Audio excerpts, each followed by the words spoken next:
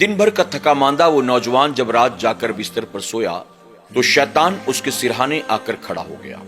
और शैतान के सिरहाने खड़े होने की वजह यह थी कि शैतान ने रात ही पक्का इरादा कर लिया था कि आज इस नौजवान को मैं नमाज़े फजर में उठने नहीं दूंगा। वो नौजवान दिन भर का थका मांदा था, गहरी नींद में वो सो गया। शैतान मुसलसल उसके सिरहाने खड़ा उसका पहरा देता रहा। जैसे ही अजान फजर का वक्त हुआ, शैतान ने फौरन उस नौजवान के पैर दबाने शुरू कर दिए। जैसे ही अजान की आवाज उसके कानों से टकराई, वो नौजवान उठने की तैयारी में लग गया। शैतान ने पैर छोड़ा, फौरन भागकर उसके सिरहाने गया और उसके सर को सहलाना शुरू कर दिया। वो चाहता था कि आज इसे नमाज़े फजर से मैं गाफिल कर दूं। उसने तेजी के साथ उस नौजवान के सर को सहलाया ताकि वो सो जाए, लेकिन वो नौजवान अपने जिस्म से चादर को हटाकर उठकर बैठ गया। जब शैतान ने यह देखा कि ये उठकर बैठ गया तो वो तिलमिला गया।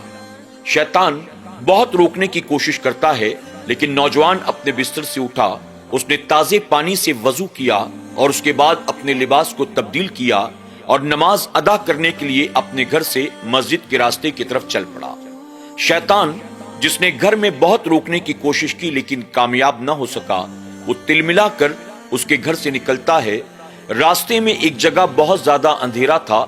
शैतान वहां पर जाकर पैर फैलाकर बैठ जाता है।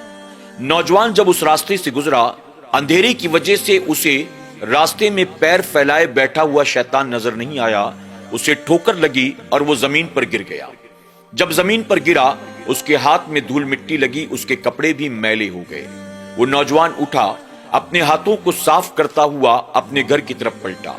शैतान मुस्कुराया ये सोचकर कि जालिम, मैं पहले ही तुझे सुला रहा था।